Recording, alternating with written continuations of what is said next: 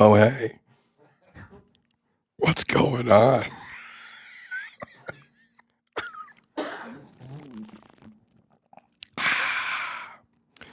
Okay, let's have a discussion. You and I. I sound like this today. That's the way it is. I'm not thrilled with it.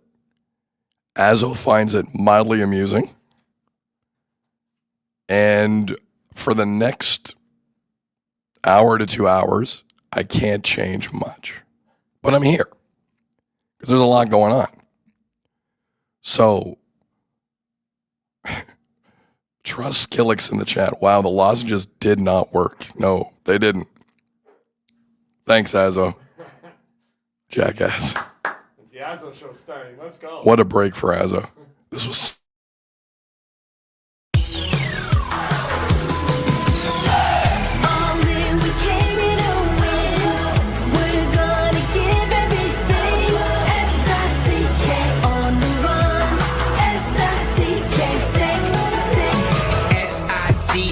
It's the sickest podcast. Tune in for the audio, or you can even watch back. Giving players all the props, or put them on blast. We don't give no hot takes, only talk facts. We're giving all our devotion, riding high on this wave of emotion.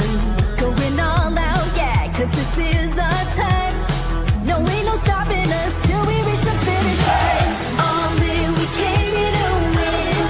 We're gonna give everything. S-I-C-K on the run. S-I-C-K, sick. On fire, we're ready to fight. We'll bring the house down tonight. S-I-C-K on the run. S-I-C-K, sick. Play it on the car ride, play it when you lounge. X and O, you know that we can hold it down. Shout out to my man Sammy, got it off the ground. And to all the listeners tuned in right now, got debates, analysis, and speculation. This is sports talk for the new generation. You know where to find us, got a reputation. Sick podcast, your #1 sports destination. We're giving all our devotion, riding high on this wave of emotion. Going all out, yeah, cause this is our time. No, ain't no stopping us till we reach the finish line. All in, we came here to win. We're gonna give everything. S-I-C-K on the run. S-I-C-K, sick.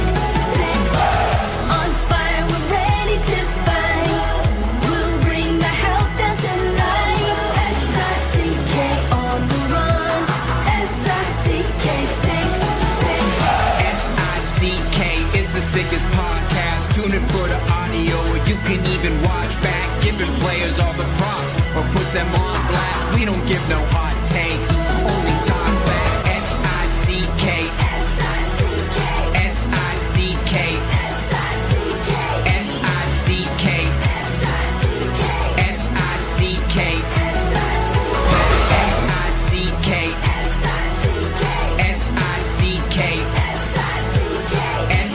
S-I-C-K. S-I-C-K. All in, we came here to win. We're gonna give everything. S-I-C-K on the run. S-I-C-K, sick. You are now listening to The Sid Seixeiro Show. Powered by Sick Media, the sickest Toronto sports show. Now, here's your host, Sid. What's up? Oh, brother. It's Sid. My voice hopefully will join us in 30 minutes to an hour. Who knows? It is, what day is it? Wednesday, June the 10th. And it's a big one. Sid Seixeiro Show, powered by Sick Media. All right. This is the reality of today. I feel fine is the ironic part of this. I don't have a fever. I have no congestion in my nose, which sucks. We've all been there. I got a good night's sleep. Despite some heavy rain in Southern Ontario last night overnight, I still got some sleep. But in what has been a procession that began last Friday, my throat is on strike. Now, we usually do 2 hours. As you know, busy couple days coming up. World Cup of Soccer starts in 21 hours in Mexico. There's a lot happening. So I'm going to give the chat and all of you listening live about 5 minutes to let me know if this is acceptable. Because I don't know if it is. It's a big time of year. I'm in. I feel good. But I will let you decide whether or not this is good enough to continue to do a show. For some of you, this is your dream come true. I have lost my voice. Believe it or not, it was worse last night. This is a large improvement. And now that I'm hearing myself through the headphones, it's kind of sexy. Is that the wrong way to describe that, Azza? No, you Do I call feel yourself sexy as much as I you feel a want. little sexy today. Yeah. I have to say. People are saying you sound nicer. What are they saying? Azza, roll through it for a few seconds here. Sorry, I had some here. Man, that's a sexy voice from Daryl Sanders. Some people are saying just let me host, but I don't want that. I think you should keep going. Why'd you have sound to- good. why'd you have to I'm get just that saying, one? I'm just throwing it. You said let go through Okay, it. it's true. You didn't have to throw it in. It's acceptable. You make the ultimate decision. Showtime says in the chat. Showtime Toronto. A lot of acceptables. Trust Gill, acceptable. Yes, Sid, Matthew Amos, keep going. It's as good as long as you feel okay, says Andreas, I guess. And yeah, so you're getting a lot of sounds good. Sounds good. Go Okay, ahead. Keep a lot keep of- it going. Keep it going from Moose. A lot We of need thumbs you. ups. That's what Azzo's seeing. That's what I'm seeing. People want to make sure you have your lozenges. Lozenges. Yeah. Okay, there's 3 things I want to address. The lozenges are the ultimate Band-Aid. They are in the moment. Might grab one here in 2 seconds, just so we can have a conversation today. Because I want to have a conversation today about a few things. The other thing I'm seeing a lot in the chat, I do not smoke cigarettes. It sounds like I pounded like a whole pack of Demorier. No, I did not. I've had the occasional cigar at a wedding and a golf tournament in my life. I've never smoked a cigarette. Or the devil's lettuce. And the last thing I'm seeing a lot of is like honey and tea and honey and warm water. That's a scam. That's a scam. Because I did that last night. Scam. Bunch of BS. But okay, so if you guys are good with this, Sid is the new dart guy from Viper. Very good. That's an old school early Leaf Shanaplan reference. Very good. Even further back, people are saying sound like Barry White. Oh, I'll take it. Yeah. Can't get enough of you. Okay, so if we're in agreement that I'm not offending you with my noises, then we can do this because I'm excited to be here. I don't know if we're going 2 hours, I'll be honest with you. Doctor's orders / Azzo's orders. And Anello and the Cavaleros orders in Montreal. I did call Sick Media. I didn't call a doctor, but I called Sick Media earlier today. And Anello, who's running the ship with Sammy and Rosa and Juliana, said to me, Sid, you sound terrible, man. And I'm like, thanks for the diagnosis. Thanks for the diagnosis. They might be coming up tomorrow. It's day 1 of the World Cup. It is going to be hot as balls in Toronto tomorrow. So we got a lot going on. Yeah, might as well get the schedule out of the way here.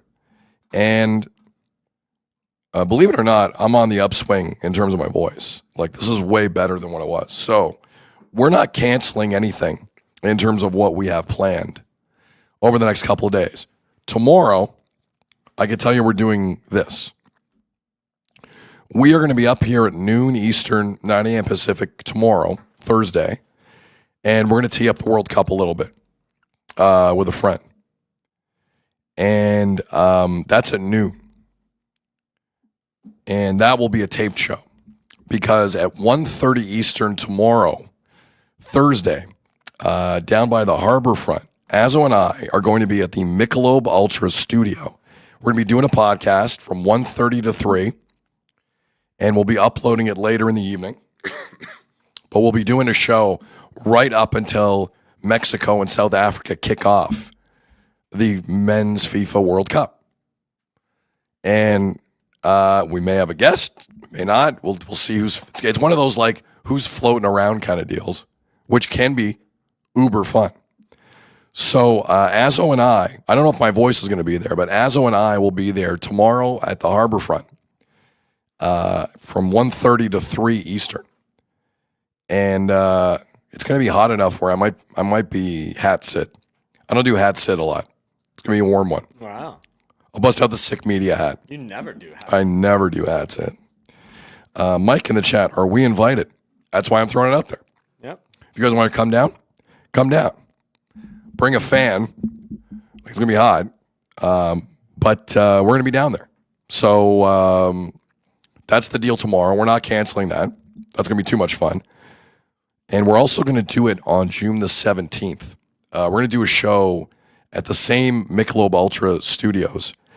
Michelob Ultra is the official beer of the World Cup. And we're going to do a show tomorrow down there and also Wednesday, June the 17th, following the Congo-Portugal game. We're going to stream that game here in studio. And then we're going to head downtown, and between 6 and 7, we're going to do another quick show. Because why not?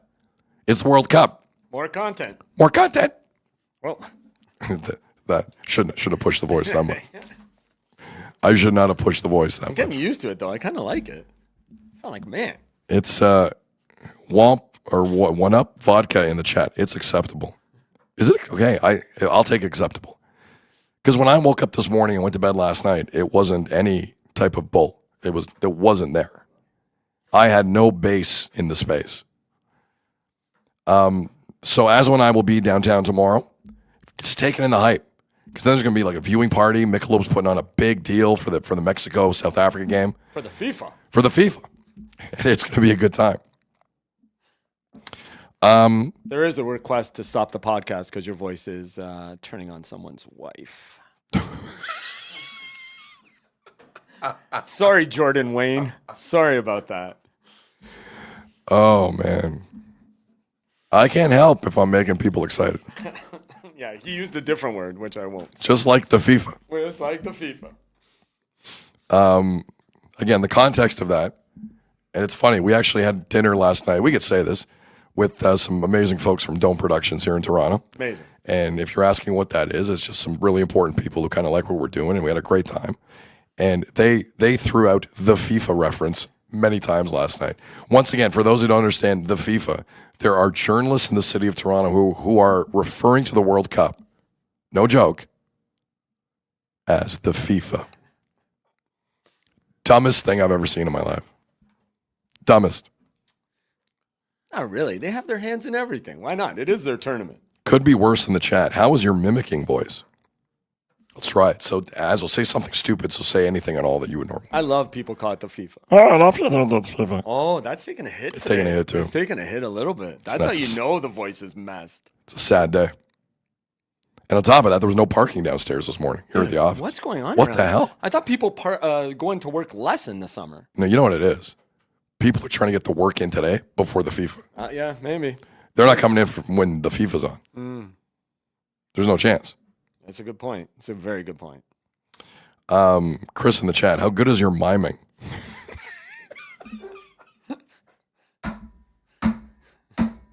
I like it. I like it. So again, Azzo and I will be at the Michelob Ultra Studio tomorrow at the Harborfront from 1:30 to 3. We're going to talk about stuff. And not just soccer. Listen, hockey's on fuego right now. And the bigger stories might be going on off the ice right now. With respect. We'll get to that in a second. There's a lot of offside stuff going on in this chat right now. There's a lot of offside. Woo! Matt in the chat, the FIFA is happening 5 times Sunday. Technically 5 games on the schedule. Really? Well, they have the midnight Eastern game. Oh, right. which is either in Vancouver, Seattle, or SoFi Stadium in Los Angeles. Okay, so that's that. And again, Azo and I on Friday we'll be here live doing a show for an hour, just reminiscing about the World Cup and talking about this moment that's going to happen here with Canada Bosnia on Friday, and then we're going to take a break at 1 Eastern, and we're coming back. Azo, should we be streaming when the national anthem happens? It's kind of going to be a big moment. Like we'll have our mics down for it because we want to hear it too. We should probably be here for the national anthem, right? Okay. Because I know the walkouts for FIFA, I can tell you, the walkouts for FIFA are always at minute 52 before kickoff. Oh, wow. That's when they come out. Okay. You should take that up in your next board meeting with yourself. It's true. Yeah. See, Hold on, just let me know what they say. Hold on. Let me have a board meeting with myself. Hey, Sid. Huh? When do you want to start the stream Friday for Canada Bosnia? Let's go 2:49. Done. Gavel dropped. Azo, good meeting. There you go. Getting some Good requests meeting. to sing the anthem yourself with that voice? Oh, no. Oh, by the way, I can tell you who's singing the anthem if you haven't heard. Isn't it ironic? Alanis Morissette. Oh, That's locked in. wow. You know it's a big deal. Then. Dude, Alanis, I don't know if it's a cappella. I don't know how she's doing it. I saw a clip of her maybe 12 months ago at a festival in Britain. She still can throw down, man, vocally. Like, she still has it. She's good. So I'm looking forward to that. It's not going to be some Fergie All-Star Game rendition. That's not going to be good. This one's going to be good. Chris in the chat, this is big for the FIFA. Huge. Huge. So that's our schedule coming up. And again, we'll be live on YouTube, X, and Facebook throughout the entire Canada-Bosnia game, and I don't know how long after. That's always the thing I haven't figured out.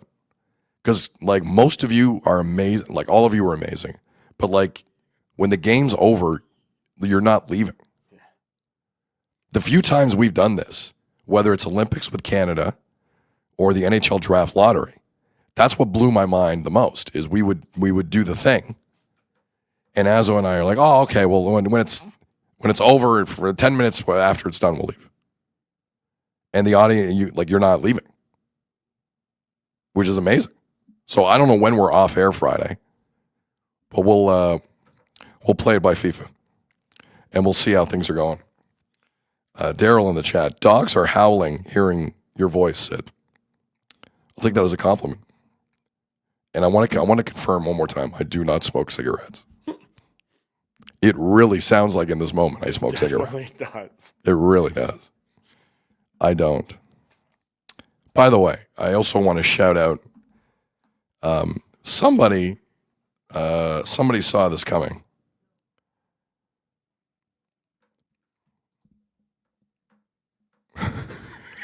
Sorry, I'm getting some crazy stuff. Oh. Two shout outs.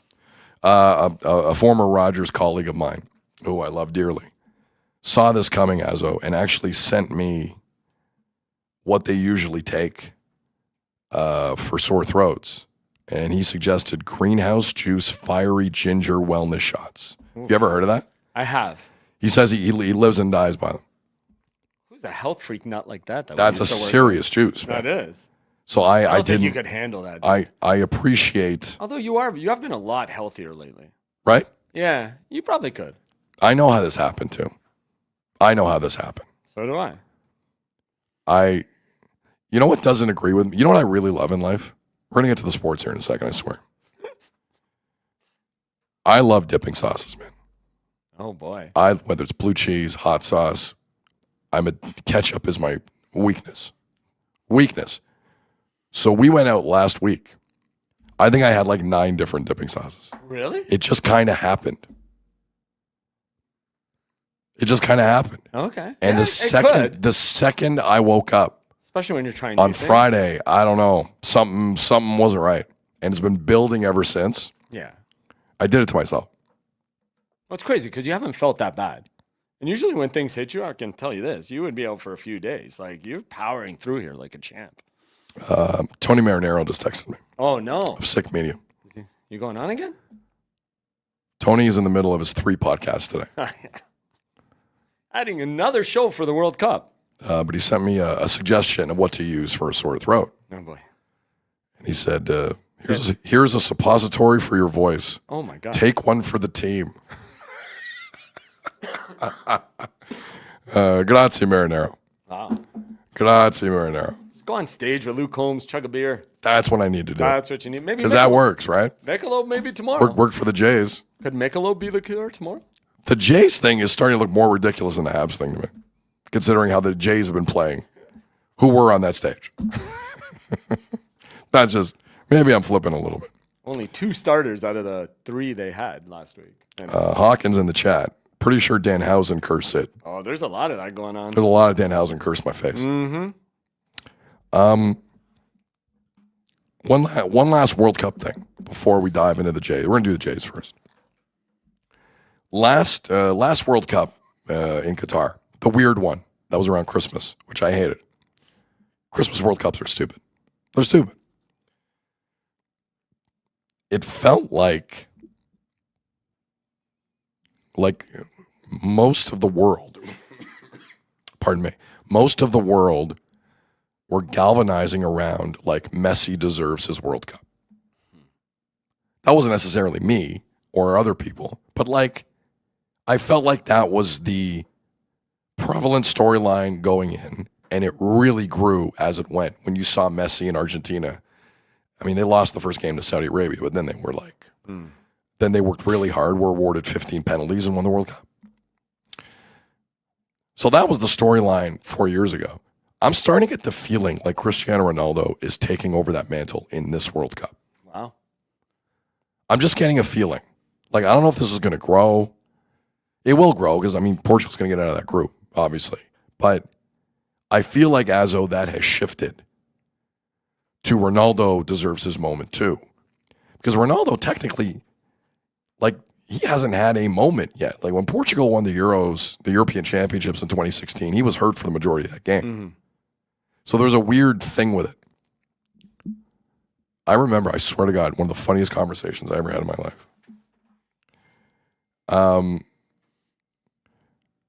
Kevin Barker of Blair and Barker, of all people, ripped Ronaldo for raising a trophy in a game he didn't play in as the captain.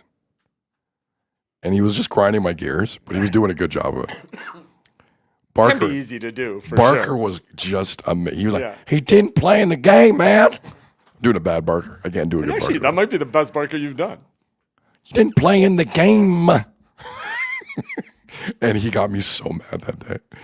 I love Because Barker. you were already mad. You can't poke the bear. But I feel like we're in the start. Back to my point. I feel like Ronaldo's taking this storyline. But when you say moment, you mean like World Cup moment, right? Yes. Yeah. Yeah, for sure.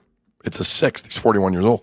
But how's it going to play into him and like what you're already feeling about him trying to do too much? I mean, I don't know.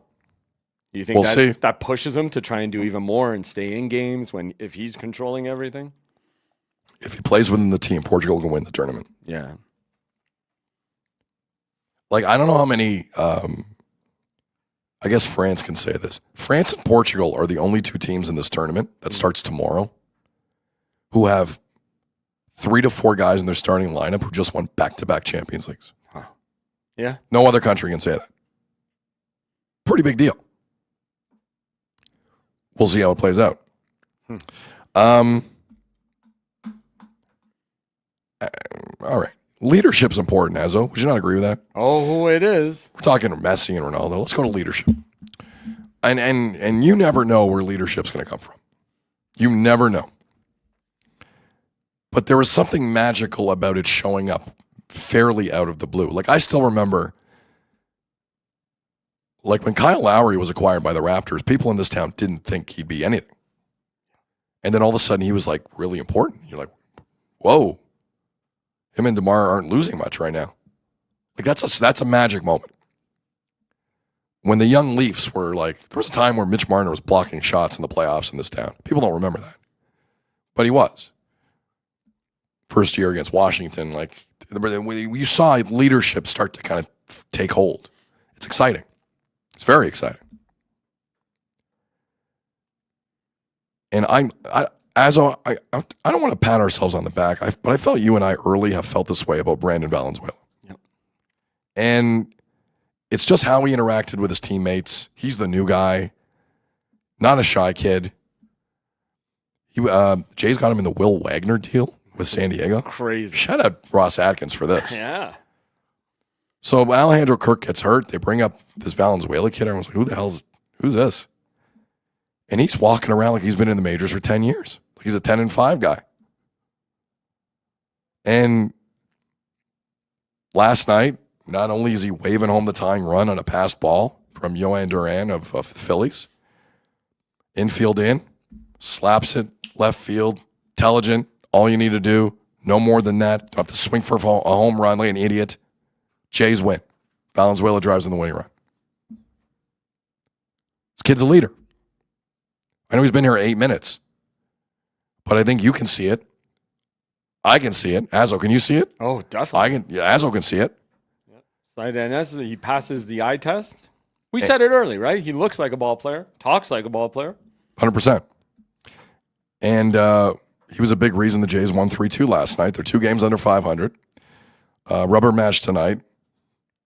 Jesus Luzardo on the mound tonight. Luzardo's tough. He's cagey. He's tough. Welcome back, Max Scherzer. Jesus Christ. He hasn't pitched since April 24th. I don't know what this is going to look like for Scherzer. I don't have a lot of faith. I don't. But we live in Toronto, and everyone's like, we like Scherzer, so throw him out there. Has he played the piano today? Piano. Don't play me a song, oh piano man. That's what I'm saying for Scherzer. But he's all they got right now until Shane Bieber comes back. So Valenzuela was outstanding. Jesus Sanchez, who's kind of put his head down and kind of gotten to work since that idiot move in Baltimore. I was going to say. Am I wrong in saying that? No, 100%. That's exactly what stood out to me, and I was thinking the same thing. Maybe it woke him up. He realizes he's getting a chance to play every day, and he's got to smarten up. I think you're right. Multi-hits last night. Yeah, he was big for them last night, too. And Yohandrick Pinango with another big hit in that 9th inning. He eventually scored the winning run. Let's not focus on his defense today. It's not relevant. I don't want to be mean because his bat is fantastic. Mm-hmm. And after the game, Mike Wilner of the Toronto Star asked a pretty good question of John Schneider, and he basically asked him, like, your 3 best hitters are Brendan Valenzuela, Yohandrick Pinango, and Jesus Sanchez. That's kind of crazy. When I told you in March that on June 9th, your 3 best hitters would be Sanchez, Pinango, and Valenzuela, what would you have thought? Good. You never know. You know what I mean? I said you never know last year so many times. It's good. You know, like you kind of got to adjust to where you are. So good. Azzo, you good? I'm apparently good. I'm good. Good. Everyone in the chat good? Guys hitting? Good. Good. Wins? Good. Hey, guess what starts tomorrow? The FIFA. Good. Good. That's one of my all-time favorite John Schneider quotes. How you feeling? Good. The voice feels like a diarrhea. I feel fine. I know a lot of you have been in this spot I'm in, where it's like, I'm on the back end of whatever this was, but your voice still wants some attention. A lot of people in the chat asking if you double dipped in all those 9 sauces, which is probably what did get No, I just licked right out of the container. I make a point of being aggressive right off the front. But honestly, what I had that night, this was the combination. Marinara sauce, hot sauce, ketchup, buffalo sauce. Yeah. And was it blue cheese or ranch? I think it was a ranch. Yeah. Now bread in the oil and vinegar. I had bread in the oil and vinegar. But in fairness to me, I had a stick of celery. So that I love that. We're gonna order 8 pounds of wings, but I had 2 sticks of celery. I don't so understand I'm how good. You're not healthy. I'm good. I don't know how you're not healthy. I'm super healthy. I love that.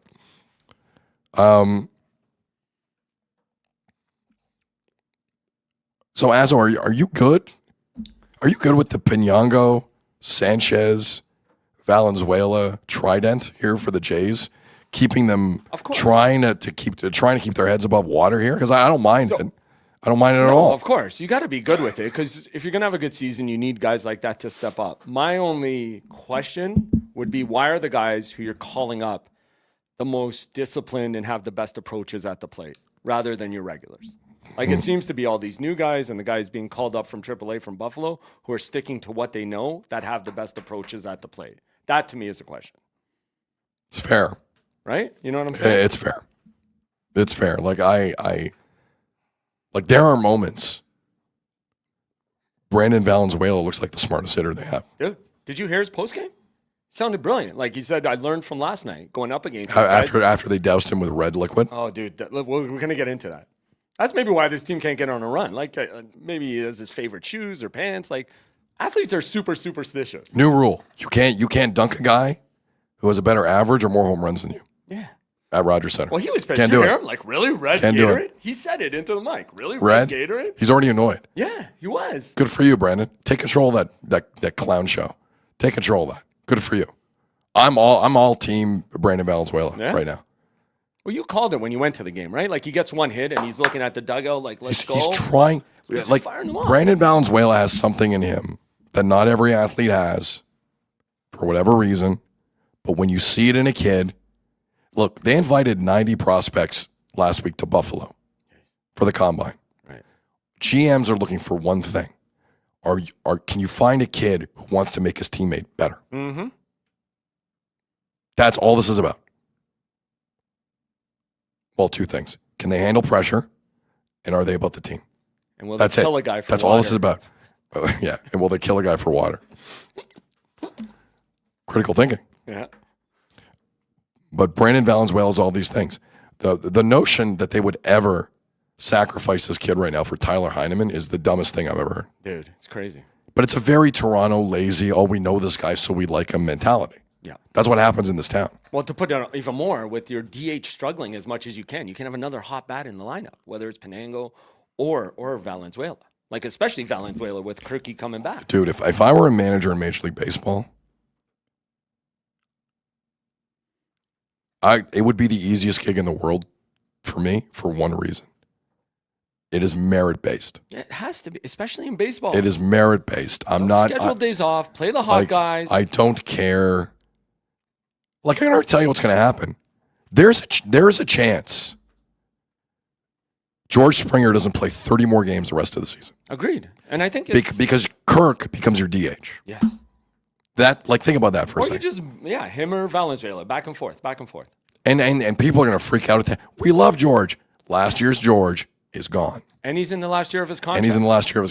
You're not hurting much. And players last year at that age with that OPS are historically non-existent.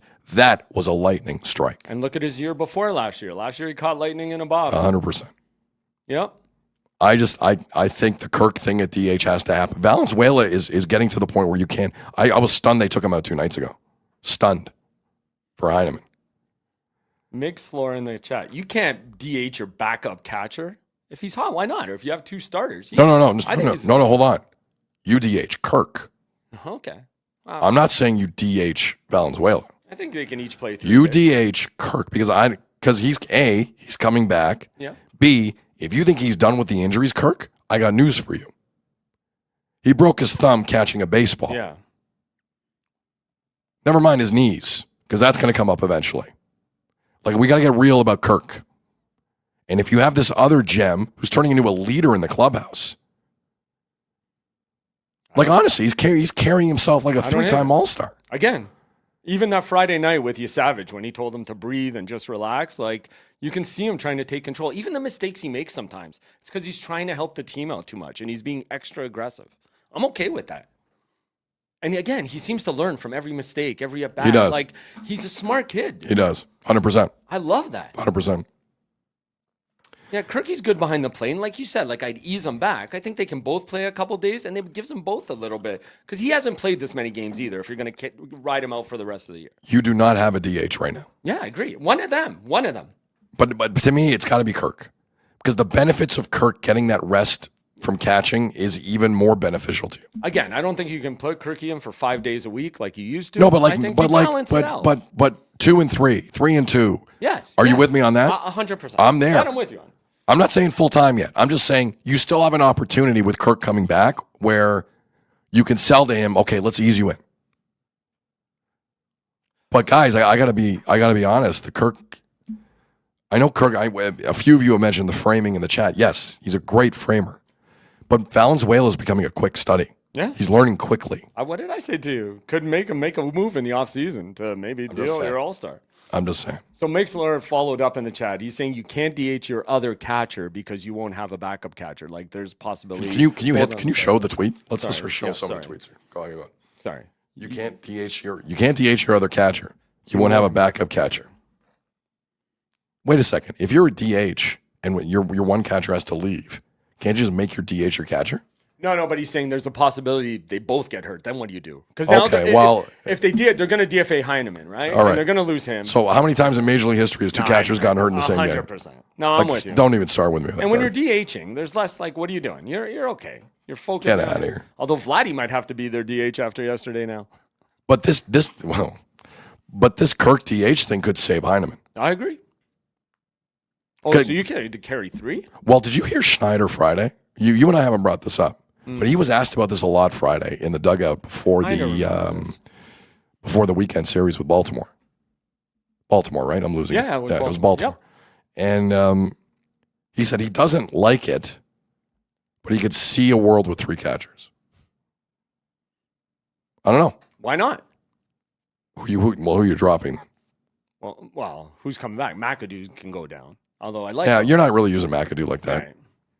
I like the kid though. I do too. I like the kid. He seems to. He puts a sting on the ball. He's all right. He's got some size. I don't mind that. The problem is though, they have like 6 outfielders now. Yeah. And 2 of them can play defense. Yeah. Although the VAR show thing's getting weird. It's getting weird. They're really maybe trying. Just put him on the IL. They're really trying to avoid an IL stint, but it might be beneficial. Who knows? Who knows? George in the chat. Sid looks and sounds like a young Bobby Cannavale. I'll take it. Thank you. I just love me some Bobby Cannavale. I just really hope the Jays aren't playing that game of it just because he has options, like with Mako this week. That's the only reason Mako was sent down. You're saying with Valenzuela? Yes. Well, with any. Yeah. They're insane. Hold on. Let's cut the BS. The Jays cannot send down Brandon Valenzuela. I agree 100%. They are not a serious team if they do that. At some point, last season happened. You know why? Guys got chances. That's why last season happened. I agreed 100% on that too. Santander was a joke from front to back. It was the guys in the system who got a chance. Yep. This kid's getting a chance, and arguably the hardest position on the field. And he's not embarrassing himself, and he's fitting in, and he's trying to uplift his teammates, and heaven forbid he's getting some big hits. Yep. Check. Bang on with all of it. You are allowed to earn your spot in sports. I do believe that. It's how it should be. Real teams don't care about that. Real joke teams care about feelings and hurting them. This is a business. So shout out Brandon Valenzuela. You know what? Let's do let's talk Dylan Cease first here. So Jesus Sanchez has the highest OPS on the team, and Brandon Valenzuela is second. Ernie Clement's third.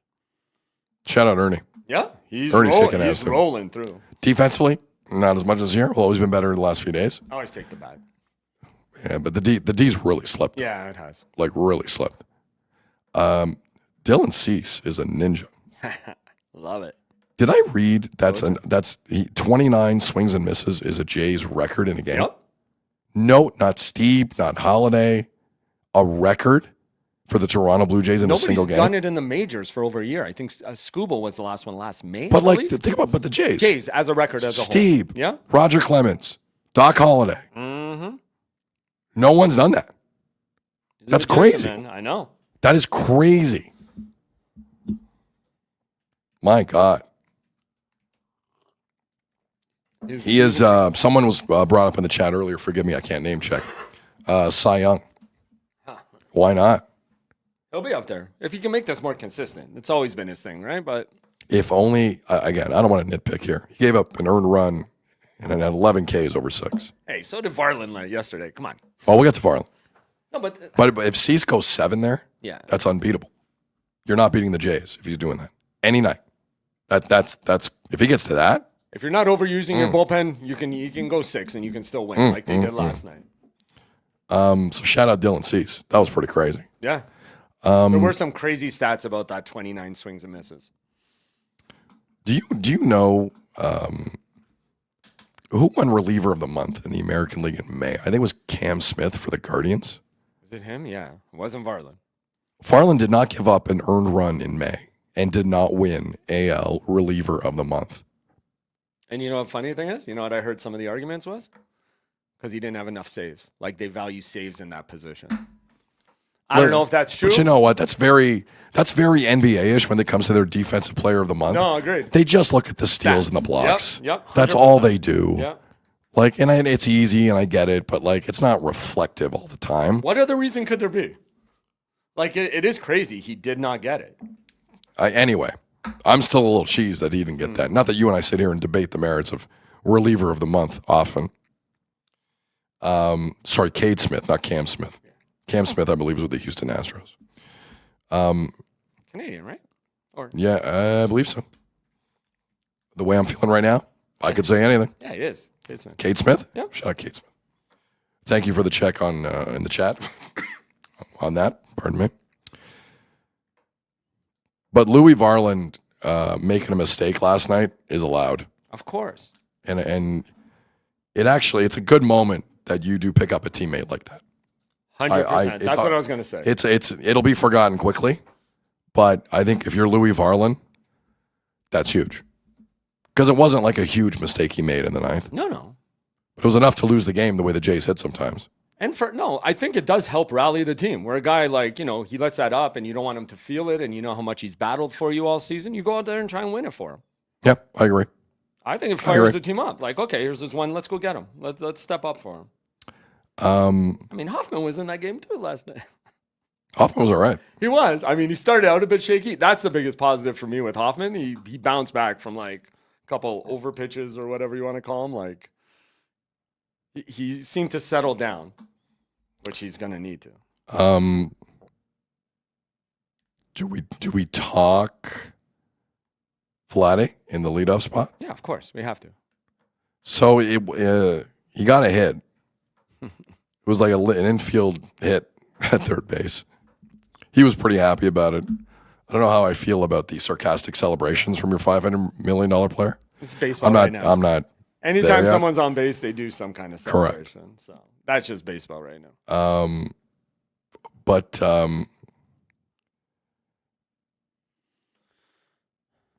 it's an interesting point we're at. Because, like, just throwing Vladdy at the leadoff spot, let's tell it like it is, you run out of ideas. And DHing him. And DHing. Because if he's going to hit leadoff, we know he only likes to hit third, and that's because he needs his time to get steady and red. So if you're going to hit him leadoff, you kind of have to DH him. So after the game, obviously John Schneider is asked about this, and he went down a familiar road. I thought his at-bats were good. He was happy. He got his first career hit as a leadoff hitter down the third base line, and Vlad's fine. He'll be fine if he's hitting first, second, third, whatever. But we'll see how it shakes out. It's a lefty tomorrow. He's going to be up there somewhere. But yeah, I thought his at-bats were fine. Just kind of out in front on the breaking ball to Kiekering a little bit. He hit it one-handed basically to the wall. So he's fine. So we'll see where he is tomorrow. Oh, man, you got me with that. For the listening audience, amazing. Schneider said fine multiple times. I put in the that's fine meme when the dog is in the room burning. Azo did not know that was coming. Because I knew what the clip was, so I just named it. I didn't run it out. I did not see that. It's one of my It's one of my favorites. Okay. Well, so listen, we'll see where Vlad is tonight in the lineup. Let me just say this. Go ahead. Schneider's putting his money where his mouth is. Like, he thinks Vladdy's one swing away, so he's putting him at the top of the order to get him more swings. He's going to get more at-bats. Right? Like, to me, Schneider's he's putting his money where his mouth is. He's putting him at the top of the order. And again, with the roster they have, if you can DH him, why not? If he really thinks he's one swing away, get him in more at-bats, and maybe it comes around. That's how I have to view it. But my thing is you got to keep him here then. You got to try this for the week. Yeah, I agree with that. Well, Like- now that they won, like this is the thing, they won. Just keep it the same. Just tonight. go. Just go. It's not brain surgery. And like, actually, just go. I want to bring this up. Mattingly was on Blair and Barker yesterday, and they had him on, and it was funny because they asked him. They asked him a few things. It was funny, like some things he'd take away from Toronto. They didn't ask him at all about the World Series last year. Maybe that was non-gratis. I don't know. But they did ask him what they're seeing from Vladdy and what advice he would give him. And how you keep a superstar out of their own way was the way they phrased it, I believe. Barker, you did a good job of phrasing it. And Mattingly's so old school. He's like, well, I'm not going to give him advice because we're facing him right now. Right? Of and course. he's like, and trust. And it was funny because then he led off with, trust me, Vladdy knows what I think he should be doing. That's exactly what Mattingly said. It was interesting. I found that really interesting. I was going to cut it. That's some Schneider shade. No, I think it's just the number of voices that are around and people thinking what Vladdy and who he listens to or what. Like maybe I think everybody has their own opinion with Vladdy. He's I don't want to call him generational hitter, but we know he's a special hitter. I just think everybody has their own thing. And Mattingly seemed to make it clear he's told him what he thinks of his swing or where he needs to be. But then the other thing, to follow up on Barker's question about how you get a superstar to stay out of their own way, Mattingly actually surprised me. He said, like, you can't move him down in the order. That's probably the worst thing you could do, which I would have suggested before. He says what you do is you give him a day off or a couple days off completely. Let him step away and let him try to figure out in his own head and then come back. You just give him days off. You don't move him down the order. So it was interesting. And we always applaud Vladdy because he does play every day. Like, he's in there every day, even when he's struggling. He's in the lineup every single day for this team. But maybe it's not the worst thing to actually give him a full day off. Look. Because even the days they gave him off when he was hurt, after he got hit, he was ready to pinch hit. Just give him a day off and let him step away, maybe. It was just surprising to me. There was a time before 2025, George Springer, where John Schneider all but hit him 8th and 9th in the lineup. Mm-hmm. I remember a series at Dodger Stadium where he was unplayable. Mm-hmm. Remember that one? Yeah. Springer was unplayable. It's true. There are times you can do that to a player and it doesn't kill them. It doesn't. I don't believe in the notion you should be scared of putting Vladdy down the order. Yeah. Now, if you don't want your front office to look bad, that's a different discussion. If the front office won't allow it, that's a different discussion. I don't know if that's going on here. But I believe there's nothing more fair in sports than baseball. You are either getting it done or you are not. To get it done, maybe. This is not a hockey deal where everyone gets 15 to 20 minutes to show your best and then you can piss and moan if you didn't get enough time. This is a very different type of sport. I agree. It's fair. But to Mattingly's point, you move him down, you're telling him you don't have confidence. You move him up in the order, you're getting him more at bats. So that's what you have to do. Or again, just give him a day off completely. This team is really bad at giving guys days off completely. And I that's one thing I don't understand. Because it's always scheduled days off, but then they're eligible to pinch hit and that. Like, sometimes guys just need a day, whether they're hurting or they don't. Like, to me, just give them the day off or move them up and tells you have confidence on it. I found it really interesting to hear Mattingly say you can't move them down. That is pretty interesting. Like, yeah, it changed my whole perspective. I would agree with that. Because I would have said move them down. And to hear Mattingly say that yesterday was really interesting to me. Okay. Keep an eye on that. Actually, I think I know the way forward for Vladdy. All right. It's the Betway. Because Betway's been really good to this show. We've been on air for like 4 months now. Betway's been kind to us. Big news today for Betway. I'm going to read the media release. Major League Baseball All-Star Vladimir Guerrero Jr. has teamed up with Betway to promote responsible gambling. Recognized as one of Major League Baseball's top performers, Vladdy has established himself as a standout force in the sport. Goes through his accolades. He's continued to build his own legacy with star performances, becoming one of the more recognizable and influential athletes in North American sport.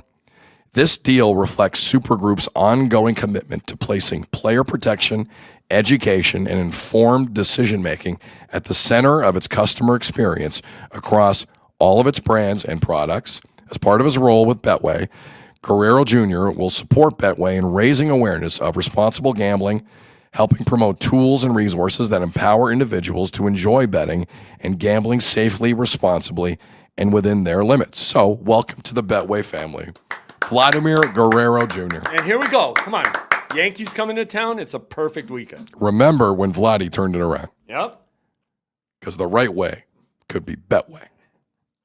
There's Scaring people, though. Flippin' A in the chat says, wait, it's not a great time of year today? Hey, Azzo. Great time of year. Tell me why, Sid. Puck drops, tip-offs, first pitches. When the game is on, you call the shots. And to betway.ca and bet your way. Must be 19 plus. Play responsibly. I mean, we started really taking off when Betway got involved. Let's go. For sure. It's Vladdy's turn. For sure. We'll really take off when we find your replacement. Another loss injury. All right. Azzo, let me take another walk here down the Babcock Trail. Can the voice hold up? Yes, for this? Okay. Yes. Let's go. Yes. Oh, I'll get lots of strength for this one. Are you sick as well? Did I make you sick? No, but you're holding up. Your voice is fine, but are you not feeling I great? don't feel anything. I'm just coughing more, especially when I go to laugh. I don't know what's going on, but I feel great. Better not get me sick for the World Cup. No, I won't. I'm the only one dumb enough to do that. So yesterday we spoke about the Mike Babcock Edmonton Oilers rumors. And and I mentioned to Azzo, like, we didn't have any add-on reporting yesterday to Dreger's initial tweet from Monday. And a reminder that the initial tweet, it was a singular tweet, but it was a bomb. And it was, the Oilers are asking the NHLPA and the league if there are any issues bringing in Mike Babcock. They fired Chris Knobloch, the Oilers did. They wanted Bruce Cassidy. They're never getting Bruce Cassidy this season. If they wait a year, they might. They're not getting him this season. Non-competes are held by Vegas, and they're not letting them go contractually. So we talked about that yesterday with Babcock at length. And it surprised me how many other folks around town were of the opinion, oh, this is just a nuisance thing. Babcock's going to be head coach of the Oilers. And I never felt that way. Ever. Kind of a big deal. So throughout the day yesterday, we didn't get any reporting, but at around, like in middle, boy, the NHL must hate this. In the middle of the finals game last night, Dreger and Pierre LeBrun put out more reporting. And the initial suggestion was that if Babcock is hired, the NHLPA want to conduct an investigation about what happened in Columbus with looking at players' phones, because the investigation never happened. Babcock quit 2023, investigation never happened. The reporting last night suggested the NHLPA are asking the league, and we're asking the league, that this investigation has to happen before he's hired. That flips it. Not after, before. And today we got some more movement. Pierre LeBrun was the first I saw to report on this. This was 11:20 Eastern this morning. The NHL is moving ahead with its investigation on Mike Babcock and the events in Columbus, as per a union request. So before I go any further, I want to make this clear. As pissed as the NHLPA is and Mike Babcock potentially getting another shot, I think the league is a little tired of Babcock too.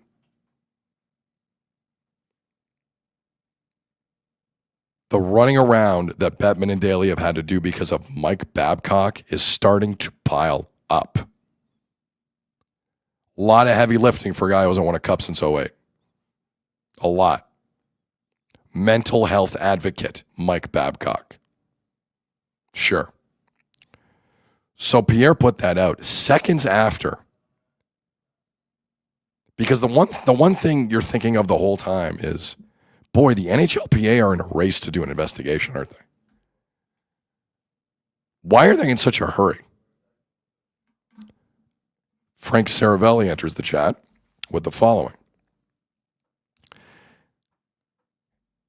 If the Oilers elect to continue down the path with Mike Babcock, sources say the PA is in receipt of significant additional claims from their own investigation with players that were not publicly reported during the Columbus incident of 2023. Those claims were presented to the NHL prior to his resignation. Well, now, so the situation we're in is we only know a portion of the story, apparently. The PA's got receipts, and a lot of them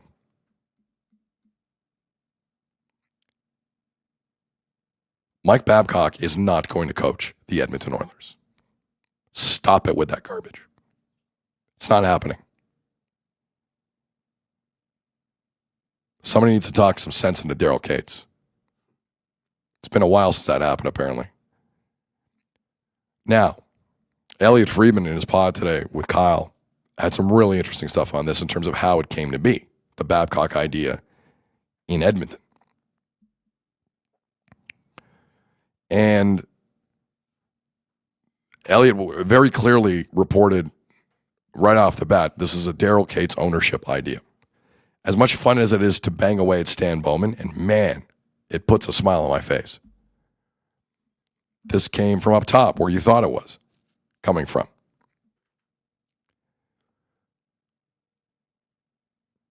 The other part from Friedge today was about the players and the leadership group. The first part is not only has Babcock met with some of the leadership, he's played golf with them. Oh, there's some hazards coming up the fairway. I don't think the Oilers can see him coming, but there's hazards there. So let that sit in for a second. Friedge also said a few people reached out to him and said, it's good that the leadership group is okay with Babcock. What about the kids? What about the guys on that team that don't make the money? Like we mentioned yesterday, what about players who have the opportunity to move to Edmonton, who look at this and go, hells no. Hells no.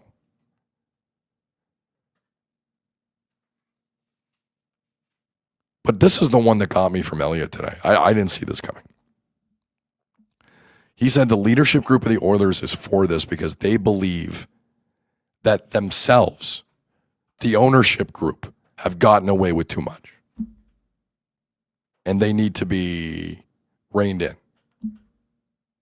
Think about that for a second. Friedge didn't have any names, but I think you can figure out who we're talking about. We got away with too much. I need to be led. What the hell is going on there? What the hell is going on there? I think Sidney Crosby needs to be led. And I heard that, and I'm like, I've crossed that quote before in my life. And I was trying to figure out where I've heard that. And then it dawned on me. It was The Office. It was an episode in The Office. When Steve Carell left Michael Scott, there were a series of search committee episodes with amazing cameos in it to see who would be the next manager of The Office, of Dunder Mifflin. Will Arnett, Ray Romano, Ricky Gervais, Jim Carrey. I think Warren Buffett was in there. The cameos were insane. And at the gist of it, it was the search committee was Jim Halpert, Toby Flenderson, and I forget the guy's name who came up from Tallahassee. Do you remember? No, shoot. You know the guy I was talking about. He had a funny name too. He was actually a very good character. Robert California? No. Robert hired- California eventually got the job. It was someone in the chat knows this. Like he fell in love with this receptionist and got weird with Andy. You know the guy I'm talking about, the tall one. Gabe Lewis. Yeah. Thank you, Mario. Gabe. Yeah. So it was Gabe, Toby Flenderson, and Jim Halpert are trying to find the next manager. So then somehow it goes sideways. Like Kelly Kapoor gets involved, and Like her vote's up for sale, and like the whole thing's going sideways. So Jim is holding a meeting in the open space, and everyone's giving their suggestion about who they want to lead the office. And the Ryan Howard character, played by BJ Novak, basically says, I want a homeless person to run the office, someone from the fringes of society. And then they cut to one of the interview rooms, and they talk to Ryan Howard about what he wants in the next manager. This is what the Oilers are saying. Listen to this. This was in a sitcom. That's how ridiculous this is you're about to listen to. One of the greats of all time, The Office. But this is a written, ridiculous comedy quote that I'm now hearing from the Oilers. Play it. Got away with everything under the last boss, and it wasn't good for me at all. So I want guidance. I want leadership. But don't just like boss me around, you know? Like lead me. Lead me when I'm in the mood to be led. That's the Oilers. Totally. That's a ludicrous quote. But that's what the Oilers are kind of saying right now. Don't tell me what to do, but lead me the way I want to be led. So the new coach is going to be like, hey, Connor, don't beat four guys on your own. Try not to do that. Is that how this is going to go? Like, I just think that's ludicrous. Like, I heard that from Elliott today, and I think there's a bigger problem in Edmonton. Yep.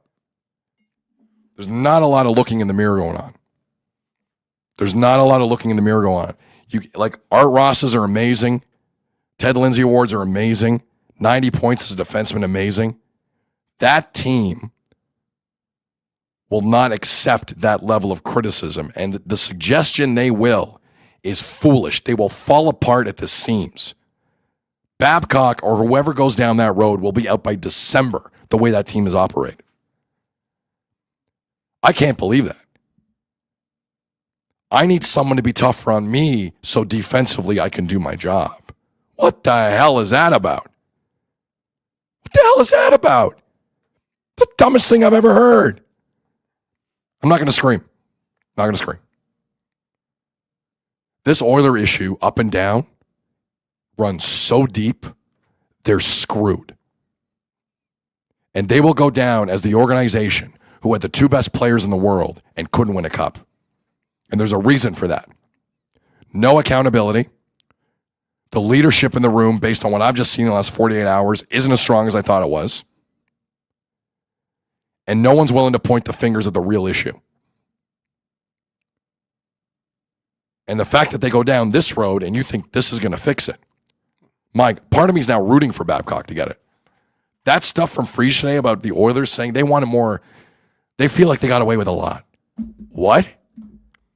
Then play responsibly on your own, jackass. What the hell are you talking about? I don't know. I was on the floor when I heard that, Azo. What do you think? I was on the floor. So I was with you on it too. Totally agree. And the playing golf thing was kind of ridiculous, and how it came from ownership, which is a whole other issue, because I want to get back to that. But I love this analogy you brought on, because to me, is Connor being Ryan Howard here? Because is he saying, because Michael was always trying to be Ryan's friend. He was never really his manager. He always wanted to go out with him, be his friend. Correct. And is this Connor saying, like, I don't need a friend. Stop bringing in my old junior coach. Stop bringing in my old agent. Bring in an adult, somebody to run this team, because I don't want to run it. Like, I got enough on my plate trying to carry this team. Bring in an adult. Yeah, but stop bringing in my past. And I'm not saying that Mike Babcock's the answer to this. I don't think it is. But is that where this is coming from? Like, stop relying on me and my past. Guys who are connected to me. Guys who are my friends or guys who are my thing. Bring an adult into the room. Bring a coach who can coach us. You know what I'm saying? I know exactly what you're saying. I just wonder. Do you think Connor McDavid is ready to get yelled at in a dressing room? No, and I also, you know what the other thing I think part of this is? I might only have a year here left. So you do what you got to do. You bring in your own coach. Don't bring in any more buddies of mine. Because there is really a year left. I don't hate the theory. But I'm trying to wrap my head around that. That's why I love this analogy, because Michael was always trying to be his friend, and they seem to just bring in Connor's guys all the time, thinking that would help him and that would influence. But it's not, because it's not Connor that needs help. It's the rest of the team. I think sometimes defensively Connor needs help. Oh, yeah, well, for sure. But no, so many players. Azo, the Canes and Vegas, how they are. Like every team that's in the Cup Final, for the most part, aside from ironically maybe the Oiler teams, when they were really being carried. Everyone's coming back. But everyone's tracking. Like there's a symmetry in that. And there are guys on the Oilers. People keep telling me Evan Bouchard had a great year. You are a fool if you think Evan Bouchard, in terms of winning a cup, had a good year. You do not know hockey. For sure. But Connor, I think, might be saying too, I can't make these guys more responsible. Somebody else needs to. They need, like you said, somebody else needs to tell them they have to skate back and play defense. No, it's not just about scoring, because I'm one of the best scorers in the league. And I've seen this, and I agree with the point. It's not like Babcock's going to be yelling at Leon and Connor. Right. He's like, he'll pick on the people that can't defend themselves, which is what Mike Babcock. Hyman. Oh, Zach Hyman's in for an easy ride. Easy ride. Zach Hyman needs to be sat down and spoken to about this. I'm looking forward to the first media avail with Zach Hyman. Johnny Nice Guy, Zach connections Hyman. Are crazy. I'm looking forward to that. Yeah. The media's done a lot of protecting of Zach Hyman in terms of the Babcock thing. Yeah. I'm curious how this is working out. Because Zach Hyman's going to be on Easy Street too. Easy Street. What a bleep show this is going to be when they do have media availability there over everything. Lead me the way I want to be led. And don't just tell me what to do. It's turned into an episode of The Office. How many firestorms have the Oilers starting in these playoffs? We're not even through the Stanley Cup Final, man. Because that was the other thing about ownership. Like, Freach kind of mentioned that they were the ones pushing for the Cassidy stuff. So at this point now, do you think they leaked it, like, to try and get them to? And now Vegas is pissed. So, yeah, you're right. They're not getting Cassidy. And now they know they have They're not. They were never getting Cassidy. No, I know. But this only escalated it. They just made it worse for themselves again. Casey in the chat, Babcock is not the same guy. He has coached young players since. Yeah, I don't know if I buy that. No, but does that even matter? Like, again, he resigned back then because he didn't want an investigation. So we knew there was more stuff coming. He walked away because he didn't want that investigation to happen. Like, exactly. Can we be clear about that? Listen, again, but back to Saravelli's report. That, to me, is everything. Of course, but I'm saying that's pretty obvious. We do not know everything about Columbus. Of course, and that's why he quit. We don't. He didn't want that coming out. That's why you walk away, because then you're like, no investigation. You don't think Bissonnette got more information on that and just held it, considering the firestorm that happened? You think Bissonnette's dumb? Of course those guys got more stuff. If you're well, so where's the line if you're doing that to new players? Show me your phone. And again, I have a very strong theory about what Babcock was doing. I will keep that to myself. Mm-hmm. But I don't know where this is going to go. Because the PA, I mean, listen, someone in the PA gave that to Saravelli. Yeah. The PA are threatening Edmonton. If you go down this road, you will regret it. So Edmonton, in summary, it's leaked that Bruce Cassidy wants to be spoken to in Edmonton. It's leaked. Vegas is dumb enough to think the Oilers leaked it. That makes no sense. Really? After all this, you still think that? How do the Oilers benefit from the Cassidy leak? Well, because if Daryl wanted this out there, if he's the one who wanted Cassidy, he was pushing for it. I don't know. Daryl who? No, sorry, the owner. Cates. Yeah. Sorry, Cates. But why? Okay. Because the Freak said it was him. It was on him. He's the one. As you have a head coach, though. Why would Edmonton leaking that out when you have a head coach? About how they went out. If he needs somebody to blame. What I'm telling you is that looked horrific. Of course it did. So then it's obviously not the ownership leaking it. Why would they leak it? But if he was super pissed and wanted Cassidy that bad, and he wants Knobloch, because if they got Cassidy, Knobloch would be out anyways. You have a coach. I know. Cassidy's under contract. You need permission to talk to Vegas. Edmonton leaking that. Did Freejohn say Katz was super pissed? Cates? Yeah. Cates is pissed about a lot of things. Yes. But does he seem like a rational owner? He doesn't seem like a rational owner. So that's what I'm saying. He wasn't rational in this moment. Okay, but you need to walk. We're going to land on this for another 2 minutes. You need to walk me through how the Oilers leaking that with a head coach about to start a 3-year extension is good for the organization. Okay, but he wanted Cassidy. So if you get Cassidy, Knobloch's out anyway. What's the best way to get Cassidy? Put it out there. So why wouldn't you fire Knobloch right after the year? Yeah, you should have, because he's probably not on the same page as Bowman. Yeah, I'm not. He brought Bowman. Like, Bowman was as much as that stuff as Quenneville, and everybody points at Quenneville coming back. No one can convince me the Oilers purposely leaked that. That maked no sense for them. They looked so bad on that. Keep insinuating they did. Kelly McCrimmon isn't as smart as people think he is. Okay. I can't believe Overdrive didn't call him on that. Anyways, either way, it's greasy as hell. Ridiculous. And now after this Babcock thing, you still don't think? Like, they're not running like a sane organization. So you think right the now. Oilers, this Babcock thing is devastating for the Oilers. You think they leaked it? I don't know, man. Oh my God, Asa. Do they want? Why? How could you be surprised by any of this? Give me 2 positives on leaking the Babcock thing before it was done for Edmonton. If you're Edmonton, Any positives of any of this? I'm not saying. I'm asking you a direct question. If you're the Edmonton Oilers, leaking this makes sense. Don't you always How? say to me, athletes aren't always the smartest? This owner isn't always the smartest. Okay, third time I'm asking you for a reason why Edmonton would leak it. They wouldn't. You're not. Okay, thank you. Thank you. That's But all it I want to doesn't know. mean it didn't happen. I'm telling you it didn't happen. The Oilers are not leaking this bomb on their own. That makes no sense. No sense. Everyone around the league has been leaking stuff on them, and now they look like this. They're done. They're lucky to get Clayton from Pembroke sent me a tweet about what plan C would be for the Edmonton Oilers. Because they're not getting Babcock. Are we in agreement they're not getting Babcock? Freach kind of insinuated it could happen. He said Okay. that. He Okay, said this we'll might see. just be some push. And We'll see. Okay, so here's my other question for the Oilers: do they think like is Babcock just a 1-year contract so they can wait for Cassidy? That's a hell of a stopgap. I agree with Do you you know? 100%. But again, as the hoops they now have to go through. I know, but dude, like, they haven't been an organization that's thought rationally in a while. Listen, And they've proved it multiple times. I'm with. Listen, the desperation would lead to a Babcock. I'm not completely stunned by that. Looking at how the Oilers have operated. And who leaked the Babcock stuff then? Oh my God! Anyone who wants to screw the Oilers, I can give you 15 people right now that would leak the How Babcock would they have thing. even known? Anyone from the PA, anyone from the NHL. NHL's in the middle of a finals. They don't want this out. Anyone from Vegas, Bruce Cassidy, any player on the Oilers who doesn't want Babcock in. I can continue. Like, who wouldn't leak that and damage the Oilers brand? That's perfect. Perfect. Dude, nobody has to. They're doing it to themselves. But somebody did, is the point.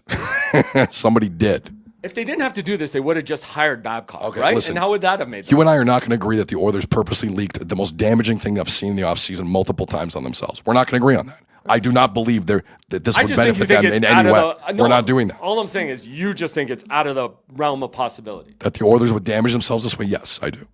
Twice in a row. They're dumb. I don't know if they're that dumb. It's easy for other people to damage them because they've done it. Okay. That's a hell of a limb you're on. I'm telling you right now. Okay. That from a PR standpoint, the Oilers would leak all of this out and expect it to land well. That's a I'm just wild saying take. I don't discount it. That's a I'm not saying wild they take. did it. I'm just saying I don't discount it as much as Oh, you. I 100% Because they discount haven't that. run sanely. They in are a while. running scared. That I agree on. They haven't been run properly in a long time. And with the guy at the decision, if at the top, if he's that pissed, and we know he's done other things in the past, like again, bringing in Bowman wasn't the best move either. Like he's Yeah, I think he's we. looking for anything. I think you and I can agree on that. Yeah, Stan Bowman was an issue, and he's just and looking still for is. anything to fix this, and now it's Babcock. So Like, that's crazy. let's play under the parameter that Babcock isn't going to be running the Oilers. Yeah, which is fair, I think. Clayton from Pembroke tweeted this into the show. Option 3, Dan Bilesma, Where is he? Yeah, I haven't heard him. former Stanley Cup winner. I think his style is what they need now. I mean, clearly they think they need a different style. I don't know if Bilesma is like Bruce Cassidy-ish. And it's been a while for Bilesma. Let's be fair. It has been. If we're going to rip on Babcock for the 2008 Cup, it's been a while for Bilesma. Disco Dan. But like that's definitely something to think about. Definitely something to think about. But they're running out of names here with experience. Dude, there's 55 going around. They can figure it out. Well, for the Leafs. For the Leafs. I'm just saying, if you can put a list of 55 together, why not? You know, this is all going to end with Craig Berube running the Oilers next year. Probably. As choice E, F? Like, how far down in that list? Man, how bad was that interview for Craig Berube? But did Laviolette walk away from it? Because Freach seems to say the Laviolette interview with the Oilers went really well, too. The Laviolette one is interesting in Edmonton. Because it's not like he's not a tough guy. Right. So But- did but- he choose not to go to LA instead? Maybe he had multiple. No, offers. listen, there's no way a sane human being chooses LA over Edmonton. Not for an extra 10% on the contract. Yeah, maybe. You have to be a dumb human being to pick that. Live in LA or Edmonton? Come on. I mean, yeah, Panarin or Connor McDavid. I don't know. I know who I want. He's gonna push to get Austin. Come on. Sorry, I want to get this right. Mo Jabbar in the chat. Daryl Sutter is still there. Daryl Sutter. Another guy who's been out for a while though. Claude Julien, according to Moose in the chat. It's interesting. You want to talk Leafs coaches here? We better. We have to. We should. have to. Okay, couple things. Dreger's having a week, man. He is. I think it was on the Dreger Ferraro podcast.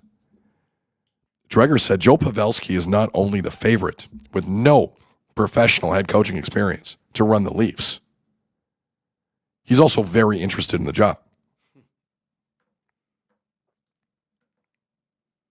By the way, I haven't heard anyone discount our minor report yesterday that Matt Sundin alone went to see Austin Matthews last week. It's interesting. In Arizona. That he was down there. Yeah, and I saw some other things where not only did it go well, but reportedly Austin will be announcing the first overall pick in Buffalo at the draft. Oh, really? Yeah. That'd be quite something. That would be. That's buy-in. That's big. Yeah, that's buy-in. Showing he's there. It's a good look. Huh. That's interesting. I missed that. But yeah, Dregs put that in. Sorry, I don't know Darren like that. Darren Dreger put that out in the ether in terms of Pavelski, which is an insane move for the Leafs. This is wild. I don't know what they're thinking. The Martin St. Louis thing. Look, Montreal fans are going to get mad at me. That's fine. You got lucky with that. You got very lucky with a coach with zero pro coaching experience looking like that. I'm just telling you. But there are now markets who think that's easy. That's what I'm worried about. But that's a problem. That's what I'm worried about. But they were at such a different point at where they were as a team. They were a young team. He could grow and like build with them. Like his inexperience might have cost them something in the playoffs this year that he didn't make no changes. Oh, I wasn't a that fan. He's committed to. I wasn't a fan about that. But that he's committed to these young guys he came up with. They were in the middle of a rebuild. Taking a chance on a guy like that's okay. If you think you're rebuilding, you're retooling quickly to make another playoff run, you can't have a rookie coach like that, man. I don't disagree with you. I think you're right. Now, the interesting thing to me is some stuff that surfaced too was Pavelski's relationship with Woodcroft and how tight they are. They're apparently really tight because Woodcroft was one of the reasons he was an assistant coach when Pavelski had his best year, and it was under a system that Woodcroft crafted that he scored a bunch of goals. I mean, they've been tight for a long time. I don't doubt they're tight, but if I'm Woodcroft, I mean, Jay thought he had a shot at some jobs. This June and May. Well, here's my other question. So we're led to believe that the Leafs are down to like 5 finalists. Patrick Waugh. Pavelski. Woodcroft's name's been thrown around. Yeah. Some people are throwing Gruden's name in there. But who else? John Gruden's not going to be the coach of the Leafs. No, I know. But they're saying maybe they're making him a finalist because of the run the Marlies are on right now. God bless. Yeah, well. But he's not. 5 finalists? When do you ever hear 5 finalists? Like, it seems but the Leafs, it's the Spencer Carberry rule for the Leafs now. Because they let that one slip under their nose, and now this great young head coach is with Washington. If there was other interest in John Gruden, then he can parlay that. Yeah. But to keep him happy, you got to keep him in that list, right? Yeah. Like, you got to give him an interview, for sure. I mean, I guess. All right, so that was the Pavelski thing. Oh, shout out Terry Koshan of the Toronto Sun. Mm-hmm. In terms of trying to figure out, excuse me, because the Pavelski thing, the train is coming on Joe Pavelski. It seems that way for sure. So Terry Koshan, one of my favorites, reached out to 2 people who know Joe Pavelski pretty well. Okay. A coach who had him as a player for 4 years in San Jose, 2 years in Dallas. That's Pete DeBoer. So he got a text from Pete DeBoer, and he managed to speak to a guy who was on those benches in San Jose and Dallas, who Leaf fans know a little bit, Steve Spott, who's now an assistant with the Bruins. So he got quotes from both Pete DeBoer and Steve Spott about how Pavelski thinks about the game. Would you like to hear some of these quotes? I would, please. I thought these were interesting. So this is Pete DeBoer. Quote, Pavelski has an elite hockey mind with a teacher mentality. He was always working on his own game, but also was first to help others and loved talking systems and strategy. He had a great bench feel as a player on adjustments, line combinations, shift length. There are not many players I could confidently say could do this. By this, like take over the Leafs with no experience. Right. But he would be at the top of that list for players I have coached. That's Pete DeBoer, Islanders head coach. Steve Spott, Bruins assistant, said the following. We always would say how much better we would be if you could coach first and play second. Very few players have that gift, and Joe would be one of those guys. It's almost like he coached first and then played the game because that's how he understood it. The best I've ever had in that way. He had a coach's presence as a player, for sure. That's massive. It has become a bit of a lost art. And then Steve Spott brought up the story. Pavelski ran into the Bruins this year while Pavelski was helping out with his kids' under 15 team. And Morgan Geekie of the Bruins, he had like a slump in the year. He had like a great start and a great finish, but he had like a slump in the middle. He talked to Pavelski to simplify his game in certain ways, and Geekie went nuts. Huh? He had like a huge hot stretch. It's kind of like the hurdle thing, Yeah. right? So he's the slump whisperer. Yeah. If you're not doing well, talk to Joe Pavelski. Yeah. Which, hey, some guys on this team need that. Yep. But Damn right. But I think to your point, like it's what official, I think you've gone down this road, official Nickel City grunge, if I can get all that. So from Laviolette to Pavelski, in what world does that make sense? Like a coach with a lot of experience to a guy with none. Official City grunge. Official City grunge. I've been thinking about that for a long time. Ever since Fried first dropped the name over the weekend, Joe Pavelski, I can't lose that thought. No, yeah, you said it. How in the world do you go from one to the other? And what are Leaf fans thinking about that? And how do you go from Patrick Waugh to no experience? Yeah. How do you go from Jay Woodcroft to no experience? I don't get it. But to your other point, they've tried everything else and nothing else worked. So part of like there are people in the chat saying, why not? But you're still looking at the thing you've always done. Patrick Waugh is what you've always done. Right. That's why I'm confused. Peter Laviolette is kind of what you've always done. Yeah. So I'm with the argument of, hey, it's been since 1967. Who knows? I'm here for that. I'll hear that all day. Why are you still talking to Patrick Waugh? So a guy who's not won a lot as a head coach in this league. Right. Like, why are you talking to him? Because he has some experience. So you want experience? Yeah. So Moose here in the chat says you interview on both sides of the spectrum and you see what you like. You hear from both sides. You hear everybody. But at some point, when you narrow, but I guess what everyone's confusion is, I don't disagree with that comment. But when you narrow down, there needs to be some consistency in the narrowing. As we just established, there's supposed to be 5 finalists, which includes Patrick Waugh, Jay Woodcroft, and then a guy like Pavelski with no experience. So we haven't really heard the other two names, have we? No. That's why people, again, were throwing, I think 5 is a long list for a finalist list. Maybe it is John Gruden. Yeah. The Marlies. That's what somebody says. Just out of respect, he's probably in that 5. That's what I read, and I kind of agree with it. I got to be honest. Jay Woodcroft was thrown into a hurricane, and he was spit out the other side. Yeah. It's like an F4 tornado just swallowing him up. The more and more of these names come up, like I'm leaning towards him. I don't hate the thought of Jay Woodcroft at all. Jay Woodcroft has experience, but is still hungry enough. Yep. He didn't get a fair shake, and it was short. Not to say that Patrick Waugh's not hungry, but like Jay was given one of the more unique experiences you can have as a head coach. Go into Edmonton, best players in the world, make a Final Four, you're out by the next November. Mm-hmm. Wow. Yeah, I'm leaning that way too. Woodcroft's been through some stuff, man. I really hope they look at him. And again, I'm going to keep reinforcing this. Like, he's coached top-end talent, and they've had their best years under him. They have. So maybe he can get more out of this roster than we've seen. Moose in the chat. It's because Patrick Waugh is a sweetheart during the interview process. I don't doubt it. But you got to know what you're getting from him. We talked about this, right?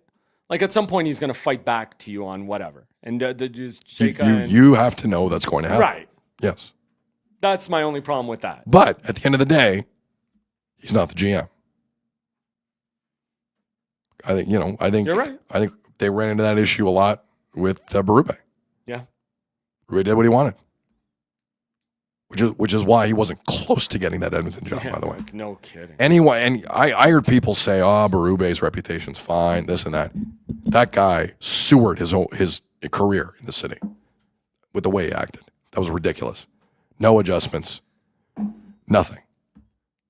Playing Max Domi hurt. Playing all these guys hurt. Wouldn't sit anyone. Not give these guys idiotic. I was thinking about this. Does his stubbornness give Leafs more like hope now when you see the Marlies make a run? And these guys, like, could Villeneuve play in the with the Leafs next year? Cowan's going to be there. Will Gruel be there? Like, there's 4 or 5 guys that could maybe play next year on the Leafs. You and I talked about it. We were at the Marlies game last week. Yeah. Last week. Yeah. And I said to you, I'm like, if I ran an NHL organization, I love this area. I would do one thing every year. Somebody from the AHL the season before makes the team the following year. Yeah. I love that. But like, I don't care who it is. I want to send the message to the big club and to the farm team. You will be noticed. Whether it's William Villeneuve, whether I don't care who it is. like Cowan will be up there for sure next year. Like that Sim kid. Yeah. He was all over the ice. Like, that's what I mean. I think it's smart organizations give you the feeling, look, if I work hard enough here, you're going to notice me. Or at least a shot. Or at least, yeah, but longer than like a game where you play like 6 minutes. And that's what I'm saying. Because there could be 4 kids on this team that like we didn't even know about. Like I do think there's at least 3. And the fact that Artie's playing through his mind lets you trade one of your goalies if you want. So maybe his stubbornness at this point can be viewed as a like, maybe he hid some stuff we had that you can bank on. Luca in the chat said Patrick Waugh has 0 playoff series wins as a coach. So why not hire Pavelski? He has 0 as well. I can't fight back on that. I think Patrick Waugh as a name will always seduce people. And I get totally. it. I get it. Yeah. Guys, he's not playing goal for you. I bet you he still can. He's not playing goal for you. Just you got to focus on what's important. Well, to your point, I think Waugh would do like you're playing based on merit. You know what I mean? Not on paycheck. True. Like we were talking about the Jays, he would definitely bring that. J. Ray Bay in the chat likes your idea. Relegation battle on the roster? Check mark. Send a message to your entire organization. We'll know if you work hard, we'll notice you. And on the back end, on the cap, it'll save you money. Is that bad? Jay Carl points out Danford, who we didn't mention. He looks promising. So maybe there's some guys. Danford will definitely get AHL minutes next year, for sure. Jamie in the chat, Sid is the new singer of the Crash Test Dummies. That's good. I can't even hum. That's so bad. That's the shape I'm in. Getting there, though. Humming 90 is a joy. minutes, bro. You've got Dude, 90. I am hanging in there. I know. Because you know what it is with me? My self-conscious left. Well, usually you're such a wimp. Like, that's awesome. I'm glad to see you. I can't even laugh anymore. I'm just kidding. No, you're powering through I this. hate you so much. You gave me all these cough candies too that I haven't used. So nice. But I feel okay. Like I don't want to risk it. That sucks. Especially in the summer when you don't even feel sick, but you sound it. It's got to be the worst. I don't feel terrible at all. I had a good night's sleep last night. Yeah. I look great. Do you take medicine before you go to bed like you do? No? You got to take something. My medicine is I'm tired. That's fair. So I go to sleep. That's fair. I'm telling you, Michelob's going to clear that up tomorrow. Again, we'll be at the Michelob Ultra studio at Harborfront for day 1 of the World Cup. We're going to have a show at noon Eastern here on YouTube, X, and Facebook. Sid Seixeiro Show, powered by Sick Media. We're going to have a World Cup preview. And then between 1:30 and 3, we're downtown. And we're going to just probably hold a Michelob and take in a little Mexico, South Africa. Let's see. Come by. Mexico, by the way, their 2 longest runs at a World Cup, 1970 and 1986, at home. Quarterfinals. Wow. They were at home. Okay. This could be another big year for El Tri, Mexico. Out of the 3 hosts, they the best team? It might be the States. Yeah, right? Really? I like the States. The States in the warm-up in their friendly matches have looked that one way game better has than changed I your thought. mind on them a lot, huh? It could change, but like they look okay. And they have experienced dudes. Yeah, you knew that was. Like that's been the case looking at the roster for sure. Like Christian Pulisic just diarrheaed all over himself at the end of the Italian season. AC Milan missed out on Champions League. Pulisic was part of the reason. Yeah. I think he went like 20 games without scoring a goal for club and country. It was sad. But he's looked okay. Man, I don't want to see them succeed. But the States are better than I thought they were. So we'll see. We'll see. Chris in the chat, how dare you, Sid? I'm calling it like I see it. I'm sorry. Mm-hmm. I'm sorry. I don't know where this rumor came up. The Utah's Sean Durzi to the Leafs won't go away. Yeah. Where did this come from? I don't know. I just kept saying secondhand sources, so I don't know what that means. There's a few of these going around right now. I saw something about the Larkin situation like that. It's weird. Like it's a strange. I just don't know. I haven't seen any reputable. I hate to use the term, but you know what I'm saying. No. Reputable insider suggest that. Yeah, not from a source that we commonly know. He's a $6 million guy. He's 27. Yeah. He's a name we've heard before. He's a $6 million defenseman. Former Leafs second rounder. He was in the Jake Muzzin deal, was he not? I think he was with LA. I don't know. He's been a plus player once in his 5 years. I don't know if they can say no to anybody right now. Look. There's things where I understand the appeal. Young. I think he's got 2 years left at $6 million. Mm-hmm. I don't know. We'll see. There's a lot of people in the chat saying some of the apps we're on are running a lot of live ads during the show. I've noticed that too. Guys, I'm sorry that we're this good. I apologize. YouTube has changed some of their formats, so I don't know if that's it or what. Well, listen, I know a lot of you don't like it. It's your fault because you've supported us. I got news for you. Some pods on YouTube don't get the ads. You can try different places. Go to Facebook, go to X. See what happens. But stay on YouTube. Yeah, that's true too. YouTube. Subscribe to all of them. If you want to help the small business out, I'm just if you know what I mean. We're other ways too. Yeah, but stay on YouTube. Yeah. Kara says just sign up for YouTube Premium. Come on. I do have YouTube Premium. Yeah. It's a game changer, man. It is. Oh, it's good. It's all the YouTube without that. So Sean Durzi doesn't excite me a lot out of Utah. No? I mean, it's something, right? Like, I think there's some I promise hope the Leafs offseason isn't summed up with it's something. I hope. Again, it's depending how you put him where you put him. He's not a game changer, of course not. Oh, we haven't talked about Game 4 of the final yet. I know.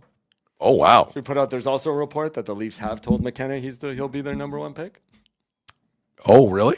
Yeah. Who's reporting that? A guy in Boston who I'm not too familiar with, Sean Hutchian, says, where is it here? The quote was, intend on drafting him with the first overall pick. That he was told that last week at the NHL Draft Combine. Interesting. It seems more and more apparent that they keep that number one pick. He's the guy. Andy in the chat. So you guys don't want another Michelli summer? No, I do not want another Michelli summer. But he's on defense. Like their defense needs help, so I'll give it a shot, I guess. Right? Yeah, I keep forgetting how bad their blue line is. Their blue line's awful. I honestly, I'm good with that. Yes. I think he's slated for top 4 minutes. Even no, but valid point, has it? Right. Valid point. So another pretty good hockey game last night. Definitely. So I was floored. I did not think Carolina was going to pull this off. Me neither. But we got a series again. Definitely. Carolina wins 5-3. Stanley Cup Final tied at 2. I guess we need to start with Freddie Anderson. Freddie Anderson not only didn't play yesterday. Freddie Anderson, let's remember, when we started this Cup Final, the Conn Smythe favorites were Marner and Freddie Anderson. Yep. And all of a sudden, no one can figure out what's going on with Freddie Anderson. I think we know what's going on with Freddie Anderson. Barbashev bowled him over the last game, and he's got a concussion. Mm-hmm. That's one theory. But Brindamore says he doesn't, so we try and take him at his face value. And the problem there is it makes Freddie Anderson look soft. Now, there are people in Toronto that will forever claim he's soft, and that this is part of the death of his agent Claude Lemieux and this and that, and I get it. For sure. But I would really just say he's hurt, and everyone moves on from it. Because he didn't dress last night. Pyotr Kochetkov was the backup. Yep. behind Brandon Bussey. You know the last time Piotr played a game for Carolina? It was December the 17th. So their backup is sitting there. And the series ends if anything happens to Brandon Bussey. No kidding. Anything. No kidding. And Bussey was okay. At times he wasn't. Other times he was okay. Carter Hart was terrible. I didn't think Shea Theodore was good. I didn't think Braden McNabb. I have a hard time ripping Braden McNabb because he shouldn't be out there. He has not been great. Sorry. He wasn't great last night. But the Freddie Anderson thing is now interesting. And people were wondering after the game. Pierre LeBrun is the one who asked this question.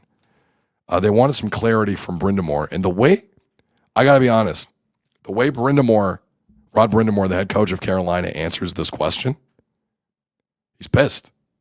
I don't think you cannot debate me on that. Azzo hit it. Rod, now that we found out what happened in goal, can we ask you about it? Can you walk us through why you went with Brandon and also why Freddie didn't dress as the backup? Yeah. It's about a minute conversation with our goalie coach, and said Freddie needs a little break. Okay. So we went with the other guy, and if you're going to give him a break, you need to give him a break. So to me, him dressing and going through all that, and just that's not really giving him a night off. So it's just, that's it. Whoa. Yeah. Now, let's say it's not an injury. And here's a guy whose agent passed away a couple of weeks ago, in Freddie Anderson. I get it. I do need to remind you, Rasmus Anderson also had a personal relationship with Claude Lemieux on the other side. And he's out there. Now, we all handle things differently, obviously.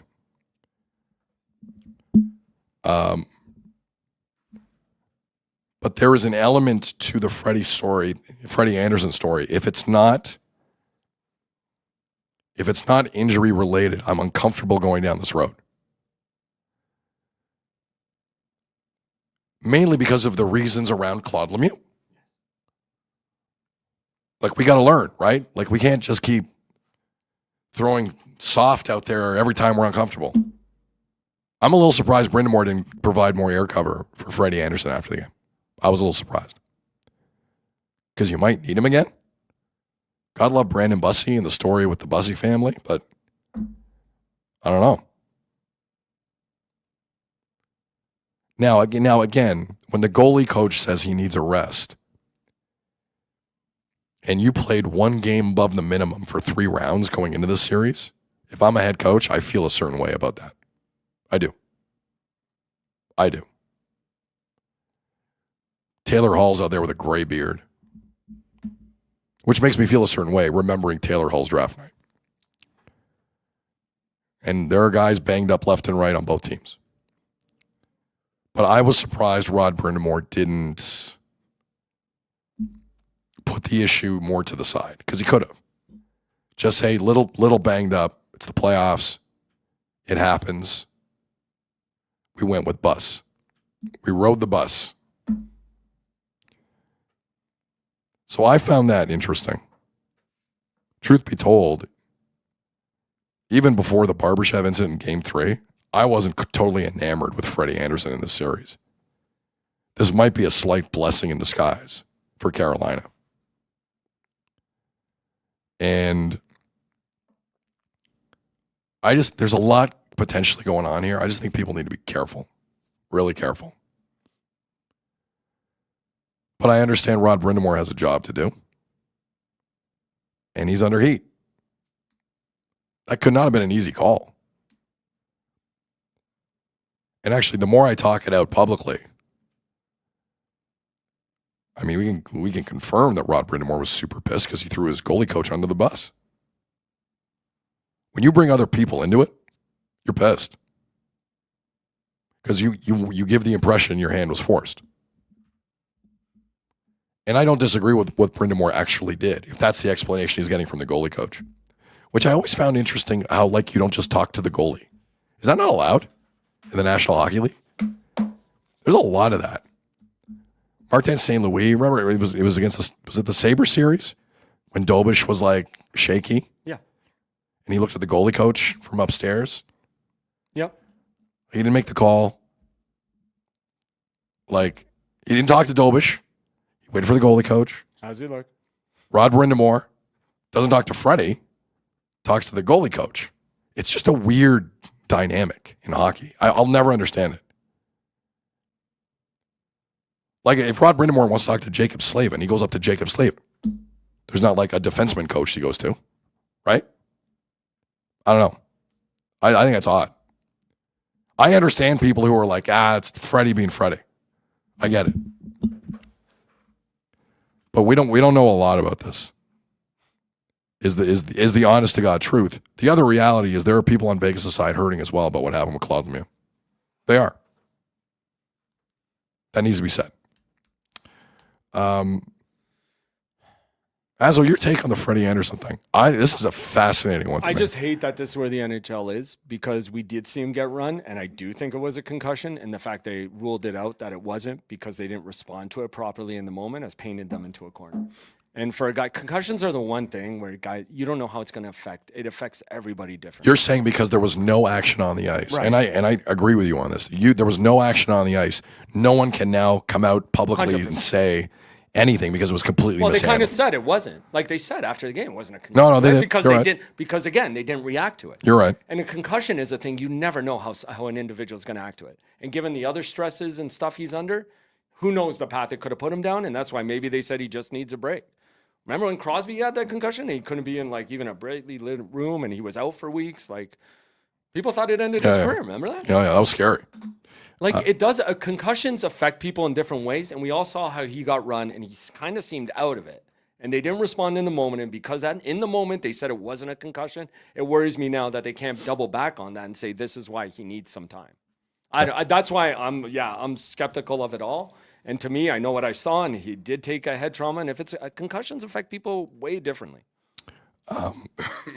So yeah, I just hope he's okay. Like given everything he's gone through, and if he took a head shot, I don't think he's dressing again for the rest of the cup playoff. It definitely seems that way. If you miss, if Brendan Moore's not going to dress you for a game that big, Yep. see ya.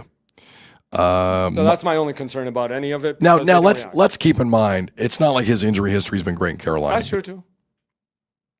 And I know Leaf fans are getting some PTSD even hearing that. Mm-hmm. It hasn't really changed much. Yep. No, you're right. Well, that's a surprising thing, right? You thought if Carolina was going to be in this series, it would have been goaltending or defense. Like they're keeping up scoring, which is mind blowing to me. Like, got to give them credit for that. Mike in the chat. The Cavaleros from Sick Media talk to Azzo when they need to know something about Sid. It's true. It's good. I forget, like, you know what blows me away the most about this show? How much people listen. I know, constantly. There are elements of the show where I don't listen as much as the kind audience of this show. Sorry, what'd you say? What? Yeah. Yeah, we always double back sometimes. We both do it, and it's funny. Chris in the chat, Bussy might be the X factor. Dude, this is a big moment in the series. I agree. Fresh goalie, new eyes. Marner was quiet as a mouse last night. It's going to be interesting what happens here. Because the other funny thing was, did you hear Bussy with Kyle after, where he asked him, he's like, when did they tell you were starting? He's like, I'm not telling you that. You Smart can let kid. Rod, That's a smart kid. You can try and get that out of Rod. I'm not telling you that. Yep. So to me, it means something happened. They knew early. I don't know. We all assumed it. Yeah, no, I'm with you. Did you see Tortorella after the game? I did see that. Oh my God. So good. All right, let me tee this up. Because we ran Tortorella after he wins and loses are two different people. Totally. Two different people. And Vegas's current interim head coach went to the podium last night, having lost a tough hockey game. Like Vegas wins the cup essentially if they win that game last night. Yeah. They did not. Fair. All the chips are on the table. So John Tortorella sat down, and the microphone, normally for these podium interviews, it's at an angle. So the mic kind of, for those watching, the mic kind of is like this. It's like that. When Tortorella sat down, it was like, it was falling down the other way. And Tortorella had no idea, obviously. So the clip we're about to run for you is a tragedy in 3 parts. First part, microphone falls down as Tortorella is trying to answer a question after a tough loss. Act 2, Tortorella refuses to put the mic back on the stand and waits for the NHL media guy to do it while looking away in disgust. Act 3, he does not say another word until the mic is on and then eventually answers the question again. He's so mad. John Tortorella is so mad at this. And I debated putting this one together because I think for the listening audience of the show, you may lose it a bit. Hopefully my tee-up has helped. 3 parts again. Mike falls down in front of Tortorella. Look of disgust from Tortorella. NHL media guy running the press conference fixes it. Tortorella will not look at him. Then he resumes the answer. Go ahead, Ez. It's been pretty consistent all year defensively. It's gotten a little out too many recently. How much better do you think you need to be defensively? Oh, I thought we were.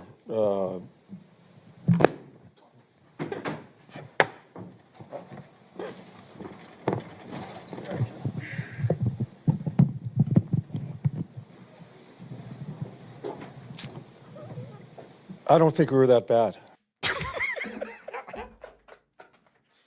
The look on his face. God. The look on Tortorella's face. I've seen some bad looks in my day. I've given some bad looks in my day. That is one of the worst. One of the worst. I need to reiterate this. I will jump for joy if John Tortorella doesn't win a Stanley Cup. I have no patience for this. This guy has been a cowboy for a long time with people and been disrespectful. Yep. So I'm all for. When did he win that cup with Tampa? Oh boy. That was around the Babcock Stanley Cup, wasn't it? Probably. I mean, there's a reason that kind of started. That tells me there are hockey gods when stuff like that happens. The karma in all of it. He's had some of the funniest press conferences ever. It was too. 04. Oh my God. We're going back to 04. Jeez. 22 years ago. Oh my God. It's crazy. He was so mad that microphone fell. 04. Thank you. Sean in the Yukon, 1925 is when he won the cup. Very good. Smoke Water in the chat. Rest in peace, NHL microphone intern. Just don't let it be Alec DeLuca. Hopefully it wasn't DeLuca. He would have fixed it. He would have Alex DeLuca. If I'm the Leafs, Alex DeLuca announces the first pick of the draft. Not Austin Matthews. Honestly. Alex DeLuca. Would they have to get permission from the league? It would you're bang on. They might. So good. They might. Anything else on Game 4 of the finals last night? No. Anything else? Jordan Staal. Like Tortorella. There was another clip, but we had enough, so I didn't pull it. But he basically he said Jordan Staal's killing us in front of the net. And then Jordan Staal after the game was asked about going to the net. And he's like, yeah, I'm telling guys to go to the hoop all the time. Let's go. Jordan Staal's ready for Game 4 of the NBA Finals tonight. He is. No, they've been. So right. Like, who wins the MVP if Carolina comes back and wins the Stanley Cup? Well, people are saying Staal. I say Stankoven. I think they're like 9-0 whenever he scores. Because it's a playoff award. Yeah. It's not a finals award. It's a play. You can look at the whole thing. I still think Marner's going to get votes. Either way? Yeah. Wow. Like, I think the media has fallen too in love with it for obvious reasons.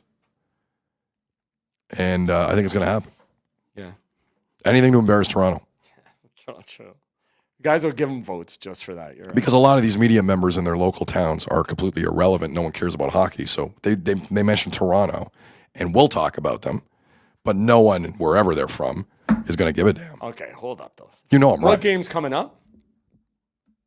Game 5. 5, 6, 7? What's his history in those games? So we'll see. Maybe he has to perform. Boy. Maybe he has to do something in those games. You know what, Azo? You're too critical on here. You're way too critical. Let's see what he does in these games. I'm getting a lot of Taylor Hall love. Yeah, Taylor Hall's. I don't know if Taylor Hall's going to win the Conn Smythe, though. You think Taylor Hall's going to win the Conn Smythe? I don't know, man. That's a stretch. Yeah, I'm going with Stankoven or Staal. Yeah, Let's I think don't know. But it's true. Like a lot of American journalists, like that's the player. Oh, they will. 100%. Anyone in hockey, whether you're playing, a GM, or a journalist in an American city that does not give a damn about hockey. I've seen the viewing parties in Carolina and Vegas. It's a complete joke. No one cares down there. If you want to make headlines at all, rip Toronto, because then we'll talk about it because we have the hockey audience. Pathetic. Absolutely pathetic. I'd say that with a regular voice. Anything else in the finals? No. The Conn Smythe thing is interesting, though. I'm glad you brought is. it up. I'm glad you brought it up. Okay. The World Cup starts tomorrow. We're 23 hours away from a kickoff at Azteca Stadium down in Mexico, one of the cathedrals of world soccer, a stadium that's hosted 2 World Cup finals. And it's a fitting stage. Azteca. I know they're not calling it Azteca anymore. I'm calling it Azteca. It will always be Azteca. And that's going to be incredible. I mentioned Alanis Morissette will be singing the Canadian national anthem Friday for Canada and Bosnia. Jack in the chat, in 23 hours, we roll. I got an email in my family chat. Not only are we doing a bracket pool, I think FIFA has like a player salary cap pool. Oh, really? Yep. That's pretty good. I like those. We're doing 2. Nice. Those are fun. Because we're all now addicted on the family side to an EPL salary cap for throughout the season, which is pretty fun. Everyone picks Erling Haaland. All the games are close. Let's captain Erling Haaland. No one's doing that. Thanks for the invite into that, by the way. Oh, Jesus Christ. I've said too much. Also, have you been following the Claire Hanna Bosnia story? I have. From TSN? I have. Okay, so for those who haven't, Claire Hanna and other journalists are like just trying to do their job. And Bosnia are acting big time, just moving all their practices around and not giving a lot of access to players. And when Claire is getting access to players, it's like the Doug Ford one question, you're done. That's it. And how do I put this gently? I know what Brazil looks like, having won 5 of these tournaments. I know what Germany looks like, having won 4 of these tournaments. I know what Argentina looks like, having won 3 of these tournaments. You know, I know Italy's taken a lot of hits over the last couple of months. They still won this tournament 4 times. I know what those teams look like. Bosnia is not that team. If you're going to act big time like that, you need a resume. If you're not, you better respect the media a bit more. Who the hell do you think you are? You caught Italy when no one was ready. They were drinking the night before, and you're going to do that to media?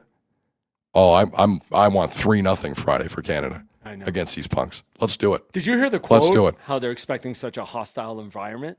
Well, there's going to be. Listen, Bosnian supporters are loud. I know. They will be loud. That's what I thought. Like, it's not going to be that. Like, they're saying we know we're coming in here, they're home, and we expect a very hostile environment. I don't think it's going to be that bad. Andrew in the chat. Who do you think you are? I am. Boom. Take that, Bosnia and Herzegovina, out of respect. So that I'm glad Claire is like putting that out in the ether, because that's the story on top of it. Because they were given time. Yes. They showed up early. You only get 1 or 2 questions. Yeah, it's crazy. It's nuts. Ridiculous. It's a World Cup, man. It's a FIFA. It's the FIFA. Yeah. Get FIFA involved here. Okay, so something has developed here at Team Canada's camp, and I want to start with yesterday. Well, I have the clip ready here, Azu. Yeah. Give me a second. But we started off the show talking about leadership and where does it come from, and do you really care where it comes from? We're talking about Brandon Valenzuela of the Toronto Blue Jays, and where you don't care as long as it arrives. And there's a kid playing for Canada who's had a bit of a hard time. He got into it with coaches at Marseille. He recently got into it with Jesse Marsh in Europe for a couple friendlies. And it's the midfielder Ishmael Kone. I haven't heard a lot of those stories for a while. Like, he had a great season in Italy with Sassuolo. And he's been fantastic. He's been the best Canadian player I've seen on the field against Uzbekistan and Ireland. And it got to the point where Jesse Marsh finally admitted, you know what, maybe there's a way we can get Ishmael Koney into the box offensively to score. Because if Kyle Laren's just going to run around and not score, someone has to score, right? And I was happy to hear that. And then yesterday after practice, I think it was Christian Jack at One Soccer, asked Ishmael Koney, like, what's the plan for Friday? Like, what result do you want? And here's what the kid said. We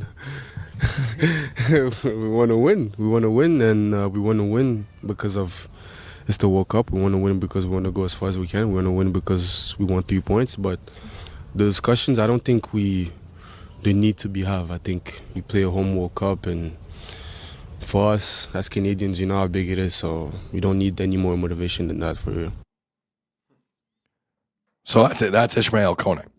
I don't like some of the stuff I saw with Koney last year. I'm putting that aside. He's a really important player for them in this tournament. Definitely. And it's one of Canada's strengths, central mid. They have some good players there. That really should get in the box a little bit more. Like the thing with Croatia, I've always said, Croatia should have a World Cup. Croatia have had teams where they were good enough to win with Luka Modric. But I've always found Luka Modric, despite the fact he is a fantastic offensive player when he wants to be, does not bleed forward like that a lot during the game. I've always wondered about that. I've seen Modric hit them from 30 yards out. He's just kind of, this is my job. Like he's like Pirlo for Italy, but Pirlo would come forward a bit.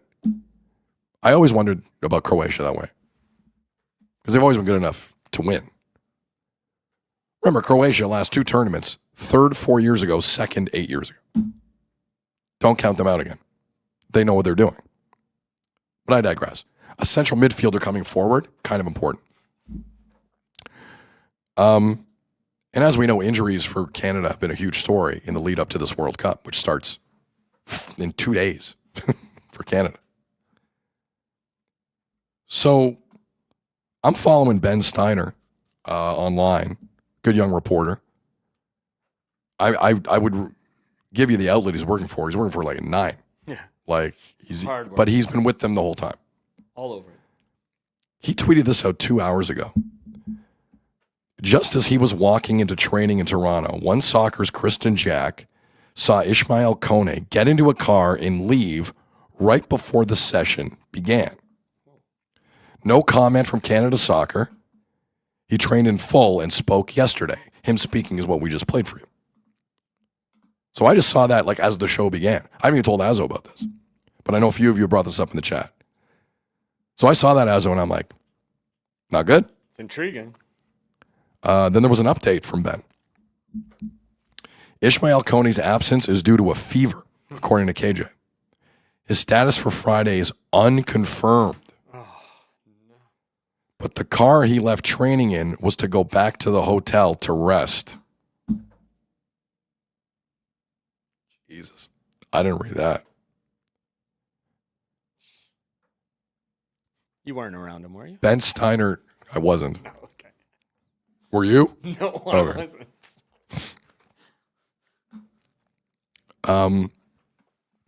Ben goes on to tweet, reportedly Canada Soccer have asked Joe Pavelski to come to the hotel and speak to Jonathan David needs to speak to Pavelski, slump buster. Blue Cheese over Ranch in the chat. FIFA fever. That's very good. It's the FIFA fever. The FIFA fever. Yeah. That's not good. Like even with no voice, I found a way with Azo's help and your help to do this show. A fever will ruin your day quick.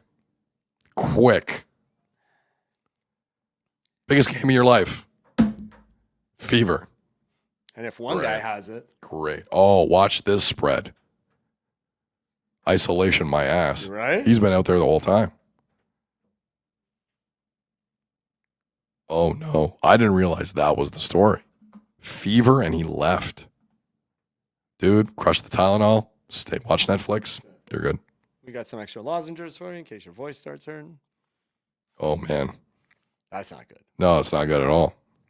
Okay. So that's the Ishmael Coney Canada update. The injuries have dominated, but now the illness is starting to dominate. I mean, I can tell you, there is a thing going around. Yeah, definitely. Raptors gal in the chat, shut them down fast. It's not a bad idea. Yeah. Man, if Canada's flu-ridden for the biggest game in the men's program's history. For the group stage. Oh, my God.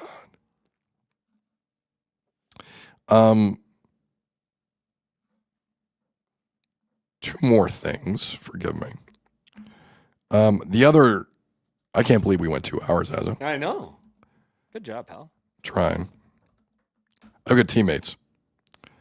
It was quite the scene last night in Alabama at Auburn's football stadium. Argentina played. They played Iceland. And everyone was kind of wondering what the Messi status is, because that's the other huge story of this tournament. Messi kind of messed up a muscle playing for Inter Miami in his final MLS game. How is he? We can tell you Messi came on with about 20 minutes to go last night, scored on a penalty. Finals 3-0. 88,000 people in Alabama. Wow. Alabama. Yeah. They brought out the war eagle for Auburn, the actual eagle. Come on. Oh, I didn't for Argentina. Wow.